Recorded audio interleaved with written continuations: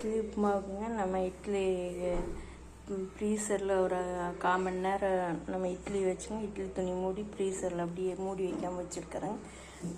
சின்ன வெங்காயம், பச்சை மிளகா குறுக்கு வாக்கில் அறுத்து ஒரே ஒரு பச்சை மிளகா, கருவேப்பிலை தலைங்க. இப்போ நம்ம எண்ணெய் நல்லெண்ணெய், இது தேங்காய் எண்ணெயில் தான் தாளிக்க போகிறேன். எண்ணெயில் கடுகு போட்டுருக்கேன்.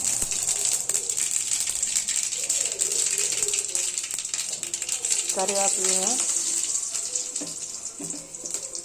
பச்சை மிளகாய்ங்க. ஃபஸ்ட்டு கொஞ்சம் காரம் பிடிக்கும் இட்லியில்.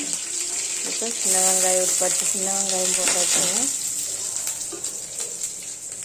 இது வணக்கிறதுக்குள்ள நம்ம இட்லி ஃப்ரீசரில் வச்சா கொஞ்சம் பொழுன்னு வந்துடுங்க. கொஞ்சம் நம்ம வணக்கிறது கொஞ்சம் நேரம் வரையில் ஒரு நிமிஷம் வணக்கம்னா இட்லி பழையபடி சூடாயிருங்க. இந்த மாதிரி இட்லி 3 இட்லி இருக்குதுங்க. நம்ம இதை கையில் அப்படியே பொடிச்சிக்கலாங்க. இந்த சின்ன வெங்காயம் வணங்குறதுக்குள்ள கையில் அப்படியே பொடிச்சோம்னா பொழுன்னு வந்துடுங்க. ஒரு 1/4 மணி நேரம் ஃப்ரீசரில் இட்லி துணி மூடிங்க. ஃப்ரீசரில் இட்லி 3 இட்லி வச்சேங்க. இப்போ வெங்காயம் வணங்கினோடனே நம்ம இந்த இட்லி போட்டுங்க. கொஞ்சம் உப்பு பொடி போட்டுக்கலாங்க. இட்லியிலே உப்பு இருக்குங்க. கொஞ்சம் மஞ்சள் தூள் போட்டுக்கிட்டு அந்த இட்லியை நம்ம கையில் பிசைஞ்சுங்க. அப்படியே உதிர்ன மாதிரி வந்துடுங்க. ரொம்ப இட்லி களி மாதிரி இருந்ததுனாலும் அந்த மாதிரி வராதுங்க. அந்த மாதிரி இருந்ததுனாலும் கூட நம்ம ஃப்ரீசரில் ஒரு 5 நிமிஷம் 10 நிமிஷம் வச்சோம்னா நம்மளுக்கு பொழுன்னு வந்துடுங்க, கையில் உதிர்த்தி விடுறதுங்க. இப்போ நம்ம இட்லி போட்டுக்கலாங்க.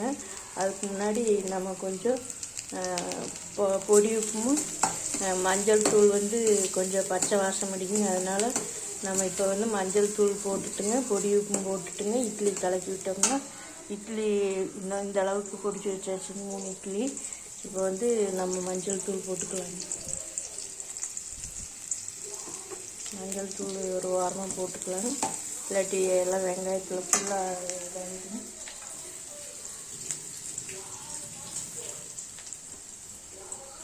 கொஞ்சம் அந்த பச்சை வாசம் போகணுங்க. கொஞ்சம் மஞ்சள் தூள் போட்டால் தான் நம்மளுக்கு இட்லி கரெக்டாக இருக்குங்க. இப்போ பொடி உப்பு கொஞ்சம் நம்ம போட்டுக்கலாங்க. கொஞ்சமாக போட்டால் போதுங்க, நிறைய போட வேண்டியது இல்லைங்க. இதுலேயும் நம்ம முந்திரி பருப்பும் கூட ஒரு 2-3 முந்திரி பருப்பு போட்டால் குழந்தைய எடுத்து சாப்பிட்றதுக்கு பிரியப்படுவாங்க. அதை நம்மளுக்கு இட்லி உப்புமா ஈஸியாக நம்ம செஞ்சுக்கலாம். இட்லி அப்படியே நம்ம உதுத்துனோம்னா கொஞ்சம் வலுவலுன்னு இருக்கிற மாதிரி, இந்த மாதிரி ஊற்றி வர மாதிரி இருக்காது. நம்ம இட்லி உப்புமா செய்கிறோம்னா ஒரு 10 நிமிஷம் 15 நிமிஷம் ஃப்ரீசரில் வச்சிடலாங்க. நேரடியாக நம்ம இட்லி திறந்த வாக்கில் ஃப்ரீசரில் வைக்கக்கூடாதுங்க.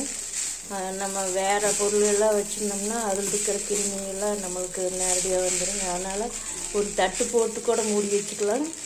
அது கொஞ்சம் லேட்டாகுங்க. இந்த மாதிரி இட்லி துணியும் போட்டு மூடி வச்சிட்டோம்னா நம்மளுக்கு சீக்கிரம் பொழுன்னு ஊற்றி வருங்க. இப்போ லேசாக நம்ம பொடி உப்பு போட்டுக்கலாம். சும்மா ஒரு பிஞ்சளவு போட்டால் போதும், லேசாக போட்டால் போதும். ரொம்பவும் போட்டாலும் நம்மளுக்கு கசக்கும். ஏன்னா இட்லியிலேயே உப்பு இருக்குதுங்க. அவ்வளோதான், இட்லி உப்புமா நம்மளுக்கு ரெடி ஆகிடுச்சுங்க. ஒரே மாதிரி கொடுக்கறதுக்கு மிச்சமான இந்த மாதிரி இட்லி உப்புமா நம்ம செஞ்சு குழந்தைகளுக்கு கொடுத்துக்கலாங்க. விரும்பி சாப்பிடுவாங்க, பெரியவங்களும் சாப்பிட்டுக்கலாங்க. அவ்வளோதாங்க நம்மளுக்கு.